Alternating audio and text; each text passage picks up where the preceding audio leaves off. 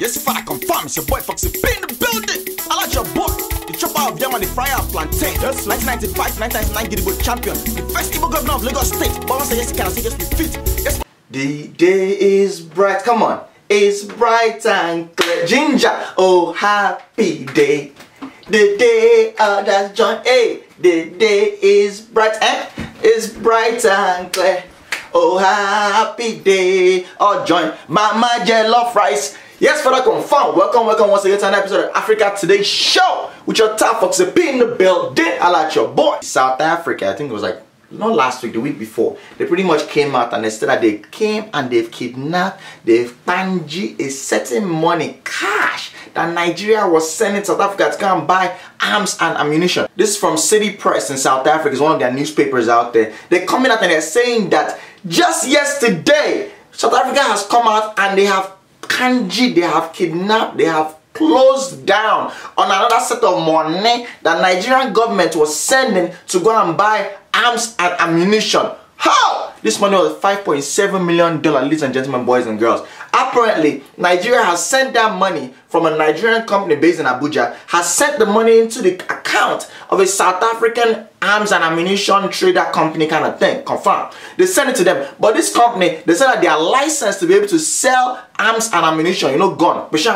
Yeah, the license has already been cancelled. They didn't renew their license since May. So basically, they cannot sell anything because they are an illegal company at that point in time. They said this thing came with a list from the Nigerian government saying these are all the things that we want. They put a helicopter on there, they put armor vehicle, they put all kind of things, Peugeot 505 that has bomb inside, all kind of things that they say that they want. They put it on that list, a shopping list, and they send it to those people. And basically, when the company now said we can't supply because their license is not even there anymore, they're not trying to send it back to the company in Nigeria that did the initial purchase. That's how the bank now said this looks suspicious. $5.7 million. They freeze that one down.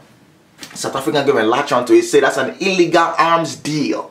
Illegal arms deal. So the question out there is, why is Nigeria engaging in illegal arms deal? Why are you trying to buy arms and ammunition from the black market when you can come outside in public and say, look, we are trying to buy this amount?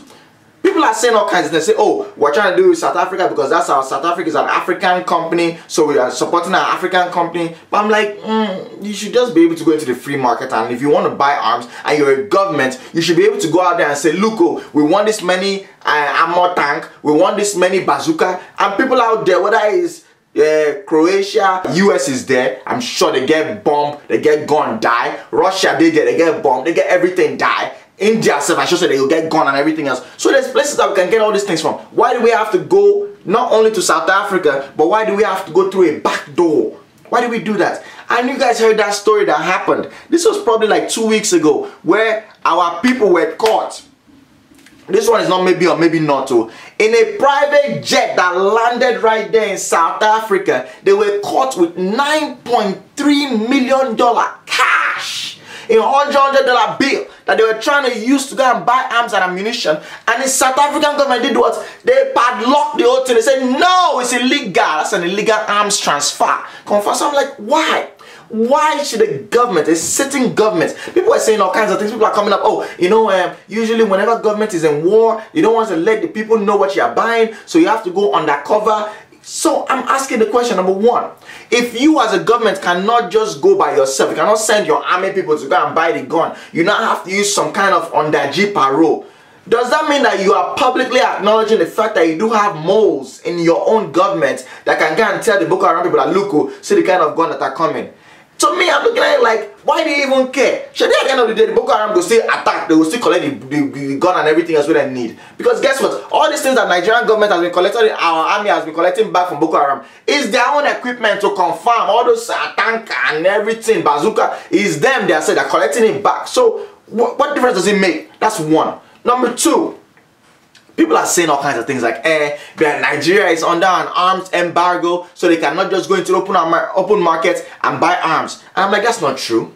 I had to do my own research into this thing. Oh. The last embargo we were in was in 1995, based on the fact that Abacha had just by Ken Saro-Wiwa, who he hung with the Mossop. I don't know whether you guys follow that story. That's a movement for the emancipation of Ogoni people and all that kind of stuff. Yeah, he went and he hung. When he hung the guy, UN lost their mind. EU lost their mind. It was EU themselves that came and put that sanction on us. They put all kind of travel ban on our politicians, on our military people, and then they put a ban on the trade with Nigeria on all kinds of like army stuff. So pretty much like weapons and things, we couldn't buy them. We couldn't go into the open market and buy them. But that ban was lifted in 1999 on the condition that we're going to continue with democratic rule. So there is no more ban. If there was a ban, there's no reason why my boys will say, I know, confirm. Then they come from, these are Air Force boys, so we go secondary school together. Then they come US, then they go Jan, then they go all kinds of different countries, they go for training. If there was a ban, if we were under sanction, there's no way we can be training our soldiers in all those countries to confirm. Let me tell you something right now. North Korea cannot send anybody to US for training. So you go and learn how to fly jets. Iran cannot send anybody to Europe and UK and say, go and learn how to throw bomb. So there is no sanction. So you guys should just stop all those stories. This is a situation where all kinds of corruption is going on right now. You can even beg the argument that who is that gun meant for? If the government is doing on that G to go and buy gun for their own forces, it should make you start thinking. Your brain should start going like, okay, who is this gun supposed to be for now? We have an election coming up next year. Who's this gun for? I'm not one to fan the flames of like storytelling, you know, but let me tell you something.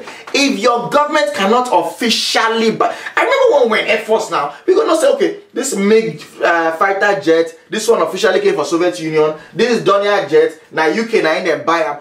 There's nothing there. It's an official thing. A military is supposed to have weapons. So why are you going to do under G? And that thing won't scatter my head. Now the facts say the private jets where they use go buy them belongs to none other than the head of the Christian Association of Nigeria. This guy is supposed to be a pastor. Ayo Orise Jaffa. Come on now. Pastor. Come on now. It reminds me of one song we would sing back in the day. Pastor, feel come and see land. Hallelujah. Pastor.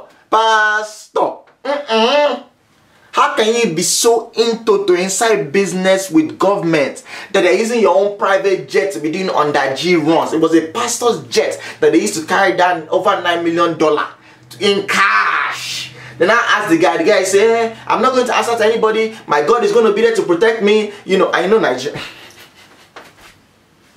If you ever see all those posts everybody make on top Facebook or in all these kind of different newspapers and everything else, when they talk about any pastor, people go on and leave comments, touch not my anointed. Man, get the fuck out with that nonsense. I'll tell you something right now. If you go to rob body with people who are dirty will come on top of your body, ginger. If you're a pastor, hang out with pastors. Why are you a pastor? Every single time with Jonathan the Waka, you go still reach for the Waka with them. When I go to Israel, we put this on Africa Today show now. When I go to Israel, when we say Nigerian contingent, we go to Israel, plenty die. So the guy doesn't walk out for front without a walking stick. Come on now. You look more like a pimp than a pastor. I mean, come on now. Seriously speaking, who they lay hand on top of their head? We be say that they yield them. So, you know, all those kind of things you have to take into consideration. And you're looking at it like, wow, you truly are a man of God. You just say God knows that you exist for this thing where they do. Think about it now. All those kind of things you go, say, people go touch on about me say popcorn. As in your head goes, they do poke, like say popcorn they pop. How can a man of God, they use your private jet, go to do on that G-runs, guy come out. I'm not going to answer to anybody. So the Christian Association of Nigeria now called a meeting and I say, come and explain to us. Now so the guy come and explain and say, well, glory be to God about the fact that you guys are the ones that called me. You're the only one I can answer to. And yes, it was my private jet. But what I have done since this private jet came to me, when my own ministry bought it for me, Ginger, was that I have loaned it out. I have a company that comes and they rent the jet and they can rent it out to other people so that we can help me with the cost of running the jet. My question to that is this, right? Me like this, I get moto. I cannot personally carry down my moto, give person that is and do taxi unless I have a commercial license. The same thing occurs for people who get jets, people who get plane. And it's extremely important, especially in this time of terrorism, that when you register your airplane or your ship, you go and say the kind of license it has. Is it commercial? Is it personal? So you as a personal jet owner, you cannot just one day just wake up and say, but I think I can borrow my jet though. But I think no. It has to be commercial. That means yes. So if it's commercial, are you still using that one for the glory of the Lord? I think the reason why I say you want private jet and I say you go to fly, they go to lay hand on top people. How you lay hand on people with $9.3 million inside they're using to buy gun? Shouldn't the church be separate from the state? Even if the church is not separate from the state, should you be using your own kidney to come and buy instruments of war? There should be a difference now. Reason they will be say when they shoot for war, people will be chaplain for army. They know they carry gun. Chaplain know they carry gun. People they protect the chaplain, confirm. And when you see him, you go see him with that cross on his body, or if na Jewish parole, you go see him with that whole thing. If na Muslim, you go see him. So there's an insignia showing that this is a man of God. You know they come here to fight, but also they bless. But you, they can't use your own kidney, can't they say gun, can't they go to carry gun? Come on now, your hands are not clean. You know, I'm talking about the things. Oh, this life, you know, good person they do doesn't misbehave, because whenever you misstep, people are there to arrange your fuck up sharply. Now, so from out of nowhere, Archbishop Okoje, he was the first. Now he set up the Christian Association of Nigeria, CAN, as we know it today. Now he set the whole thing up, and when he set the thing up, the guy came out and said, when I set this thing up, my whole thing was we're going to do our own thing. We're just trying to bring the religious parole under one umbrella in Christianity. So that way, if for not then they kill Christians, if me I go there, go tell Sultan of Sokoto, Sardauna, Emir of Kano, say look, when they kill my people low, they'll come kill the whole issue. Meaning say the Christians now have a head. Because if you think about it, when Islam was coming into Nigeria, when you think about, you know, Usman Danfodio and all those we fight all those kind of war and everything, all those religious war and establish, you know, their own caliphate and everything else. The head of Islam for Nigeria, between Sardauna of Sokoto, the Sultan of Sokoto, the Emir of Kano, they get people who say and then run things heavy. Sardauna of Sokoto is pretty much the religious head of all Muslims in Nigeria. They didn't have anything like that for the Christian side of things. You have person who say, oh, now they had Methodist Church, they had Redeemed, but they didn't have anybody that was just overseeing all Christians. So they set up that whole thing. So that way there will be that linkage. You get what I'm talking about? So the guy now said, this thing where this guy they do your research for, you're not representing Christian Association of Nigeria. I said it when I set up this thing that you should separate politics from religion. They don't join everything together like this. Strange bedfellows climbing each other. It's a fact. So off of that whole parole now, I'm hearing that the Catholic Church of Nigeria has removed themselves from CAN. They said this guy is not speaking for us. So we don't come out because we don't even believe in what he's saying no more, what he's doing no more. He does not represent. Can you imagine? For you to be head of a Christian organization and a major sect pull out, say, man, this guy, something to worry you, man. Shouldn't that make you stay humble? Shouldn't that make you press pause and say, let me reevaluate? Shouldn't that make you decide that, you know what, instead of I go take this free kick to Ronaldo, maybe not Rivaldo I'll put inside. Come on now. You have to change your waka. And now, President does it as an assault on the Christian church right now. I don't believe there's an assault on the Christian church. They just breeze the blow. Can't they sit in yash of the chicken? We're hearing that all the way from the UK. And I don't say Pastor Chris, that's Christ Embassy. Him and his wife, then they fight. Go fight for divorce and everything else. She's the one running the UK parole right there in London. She's the one leading it. I don't hear the news now say she don't go commode the guy name as one of the trustees in the UK arm of their church. Oh, say he ain't so mother. So at this point in time, Pastor Chris, you're no longer in charge of Christ Embassy in London. Oh, Tuwaraya mama, see ya no mena, see ya no mena. Eze Jesus, Tuwaraya mama, see ya no mena. When they're doing praise and worship in that church, you can't come out and do like this. We're done. It's not you that will press pause for the choir. Not you. They don't come on this guy. And I was reading this news. I was like, damn. That's how they feel. On to say, the last publication where they come out with this last month, where they say Christ Embassy come out with, where they say that they print all their books and everything. They don't come out the woman's picture and everything from the Christ Embassy Nigeria. So that's what they do. They say, Tumbo, Toro Kalaba. You do me, I do. You got no go vex. So then they say, I'm going to wipe them slap. Say, you will come out to you too. And it's crazy to me because guess what? anytime breeze blow, you're going to see the yash of the chicken.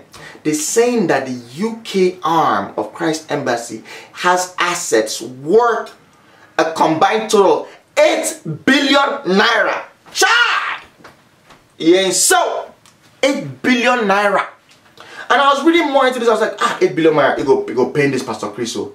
It go paying this Pastor Chriso. Because not even that long ago, like May or June, all their pastors, they come out, Christ Embassy pastor. Oh, there's nothing wrong. They're not breaking up. They're not. To the woman go file divorce. And when you file divorce, you file the divorce. So now that the breeze is blowing, now that they don't talk, so they don't come out this guy from trustee.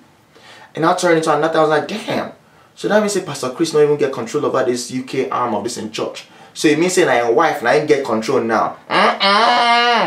No, but she even get control. You know why, ladies and gentlemen, boys and girls? She's not the one in control, because just this August, the Charities Commission in UK established that the board will no longer have control of their church.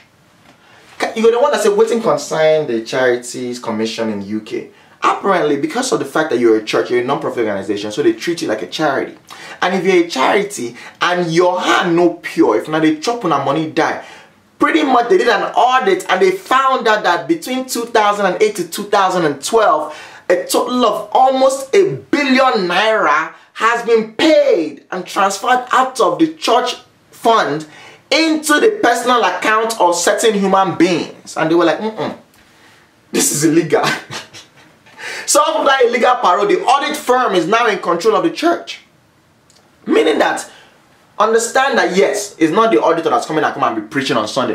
It's still the pastor that's preaching. But the board is not the one in control of the finances no more. You have an audit firm that the UK government said go and take over. So they've taken over the running of the church account and everything else. I'm like, damn, this don't sound right. It does not sound right. And I'm just looking at it like, which kind of nonsense with this man? How can you even have trust in all these men and women of God anymore? You know, it makes you press pause, you know. I wonder how many people will start to like doubt like the existence of Jesus Christ off of this whole thing, you know. But my whole thing is this: always look at these guys as your guides. They don't be, you know, all this one they gossip and saying, oh, daddy, church, mommy, church. I don't believe in that nonsense. Don't ever call anybody daddy, church, mommy, church. Not them. Your father is your father in heaven. Confirm. Your man and the person will give you breast suck. Confirm.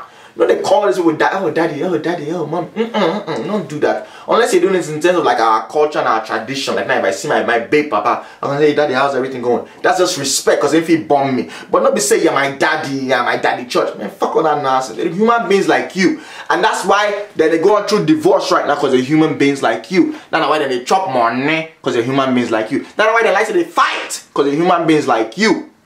Also, we don't hear say Pastor TB Joshua has sent to this one. It shocked me. He has sent all the way to South Africa. He sent for the victims' families we die for him, for him building way for. He sent them 2 things. Send them money, which is good, and he also sent a holy water. Come on now. You must be feeling yourself real heavy for you as a prophet to still be sending holy water to those people. Not for your building, for your own church, and I then die. Come on now. That's like adding insult to injury now. Just send them the money, make them do alright, and pray for them. Don't be sending them all holy water, trying to pull them into the ministry again. Then they don't look say, man, this thing is not working. People will go there for healing. Now in gravel and stone, and plank them for head. Come on, it don't make no sense. Let's change direction a little bit. This Ebola thing is going real crazy. And I think we talked about this thing on Africa Today show before. Say, this one will be say, this Z map and all these things when they use cure Ebola. US not really sent to send them. They're not really sent to send them. Go Liberia and Guinea and Sierra Leone and even Nigeria when we had the whole epidemic and everything else. Unless it affects their own people, And onto that whole parole, out of nowhere we're hearing the news that Ebola is now in the United States of America. How? Chineke! When I hear that news, I get on top main road. I don't see her for radio like this. I almost park. I almost park where? Because I look say,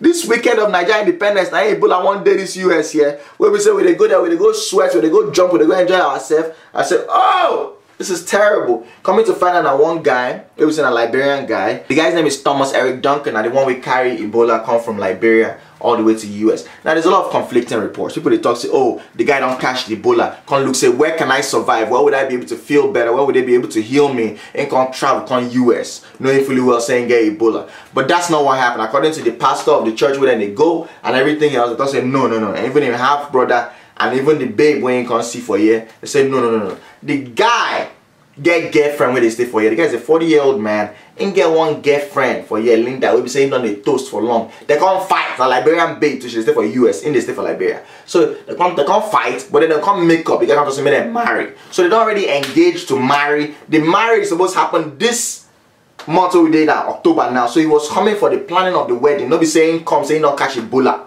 Granted, the guy do some kind of things. So we say you supposed to know, say you're supposed to catch Ebola by now. The guy was helping a woman that was pregnant to go and carry belly, and she had Ebola bad. And carry the woman go hospital during that time. The woman eventually murdered. But in carry, so he was in contact. Not be saying yes, if I say for in street get Ebola. He was in contact with a woman in Liberia we get Ebola. So basically, he can come to US. You know, he didn't have the symptoms. He arrived here September 20th. He didn't have the symptoms yet. After a couple of days, he's gonna get some kind of fever and everything. He's gonna go to hospital. They come and say, no, go back house. The guy go back house. After a while, he can't come back. They come to say, they test this guy. Don't say that Ebola. They gonna say, lock everything. They say lock everything. Be like when your man they look for person with teeth meat from pot. Can't look all your people. Can't look say one of the children with the house. Oh yeah, there your hand. They gonna say where do you get that oil from? Confirm it. Where they do this guy? They kidnap the guy. They lock him down. Say you're not going nowhere. So basically, the guy is under lockdown right now in Dallas, Texas, and everybody's losing their minds. I heard that of all the people where they discriminate and everything else, now the Liberian community where they did, and then they fear the guy, then they fear the relatives, the house where they stay when they first come, all that kind of stuff. But I don't think it's a big deal because basically, the way America is set up, they go take care of that whole thing. You know, if you think about isolation and everything else, this like country where we say is ready. This country is ready for biological warfare at any point in time. So when it's a matter of isolation, they go definitely take care of what they need to take care of. You know, say the guy will just come back. And I don't know whether or not you follow this whole story of this guy Ashaka Mukpo. This guy that person where we say he was a cameraman for NBC, he's a freelance cameraman for NBC. Ashaka Mukpo. When I first heard him, I was like, she's not African. They said, no, you're Igbo boy. So basically, the guy in a person will say, no, they go volunteer for Africa for many years, and this Ebola thing can happen. He can volunteer, say, he can, you know, as a freelance camera guy, he can go with NBC, may go record what they do and everything else for Liberia. They can catch Ebola. And when I saw the guy come back, you know, with the Ebola and everything else, see the way they contain and from the private jet they carry and come back. We be say the suit wear, the suit that we can carry, then hopefully I go share the video with you without YouTube shutting us down so they infringe on some copyright parole, you know. And they just like package the guy, they just put the guy be like sardine, it be like new pure water where does the inside nylon. Just package the guy. The guy just inside there and come out from the plane with their own suit or everything. I can't listen and say, this seems like all those futuristic sci-fi movies where all them Bruce Willis they do, which are the key serpent and all those kind of space monkey, all the kind of. I was like, damn.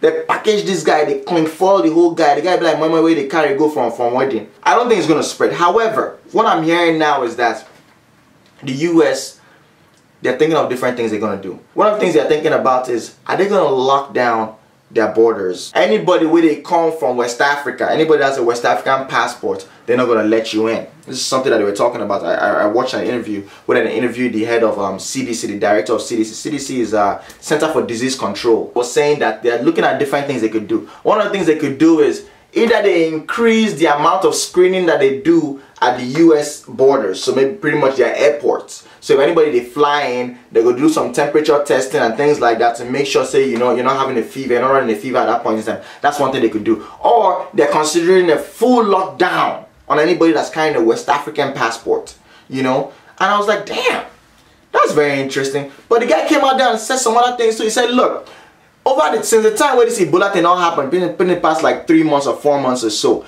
we've received over 60,000 people that have come from these countries, namely Liberia, Guinea, Sierra Leone, and Nigeria, where we have like reported Ebola cases. We've received over 60,000 people, and out of those 60,000, now only one now ain't don't come from there, we get Ebola. Most of the people they come to America with Ebola are not West Africans. Now Americans where you go there go volunteer. Our ITK, I too know. Now then they come back with the Ebola. When they go, oh, I have Ebola, they come to our embassy. Whereas in our embassy, don't tell them, I don't come, but they're still going back and everything else. Now, I'm not belittling their efforts. I know for a fact that yes, they're trying their best by going there to go help out. But That's how you can think about this thing. And all these people who say they want volunteer. You know, you have a lot of people who say they don't even get the skill set, they don't even get the ability. They could just go volunteer their time. Whereas why you know just stay for America here, raise like 20K or something like that, and send there where we say they go come use that money, buy things, maybe a hand sanitizer, buy things where we say go help. I read this one article a long time ago. It was girl right. She was talking about the fact that, you know, in you have all these like college students from America where they always go volunteer for South America, for Africa, for everything. They'll go volunteer for all these kind of places, go help them dig borehole and everything else. They dig the borehole, they don't even sabi do the work. Anytime when they do the work for nights, the people who say they dig the borehole, the laborers will come need to come work. Then the next morning they can't hide. The people who come, the American people can't do small work. You know, say America, Japan, when mosquito bite you, they do you, they know sabi dig. So basically the argument she was making was, should we even be going back there to volunteer? Isn't it better for us to volunteer our time here to raise money to send there? Maybe people fit double down on the resources that they can use to make things happen. That's a good argument. But the question for today's episode is this. Do you believe that it's okay for America to say, you know what, we're not going to allow anybody with a West African passport to come into the country based on the fact that there's a possibility that the person is coming in with Ebola? Knowing fully well, say, they said it to 60,000 people don't come during this amount of time, and only one, they don't catch when we say get Ebola. So do you think it makes sense for them to want to limit the ability of us to enter here? I mean, not just one of those kind of racist behaviors.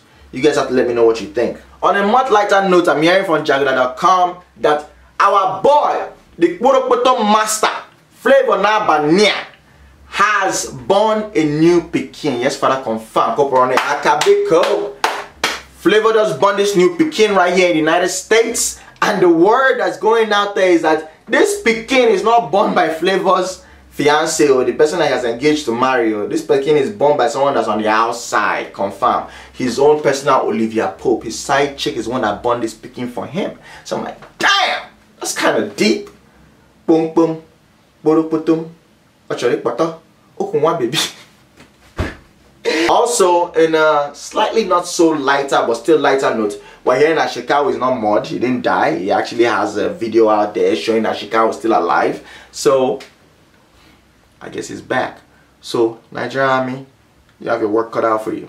Man, I take it easy, man. Anything we no die in a Voltron, and when in doubt, suck that breast. Shout out to everybody who came out to our independence celebration right here in Maryland. It was absolutely phenomenal. I met a lot of people. I met Amira. This is not a person where we say, you know, she came with her two brothers. It was absolutely amazing. Tell me, say her mom, she like our show died, Africa Today show. I was like, wow. I still get, you know, whenever people tell me say they like Africa Today show, I'm like, wow. Because it's not just pure comedy now. It's comedy mixed with, you know, news and everything else. So it really humbles me. But I appreciate you so much, man. I wish we had taken a picture. I think we did. Maybe if I find out, I'll put it down for the video. But thank you so much. And thank you everybody else that came out. I appreciate it and I died. Man, I take it easy, man. Ginger.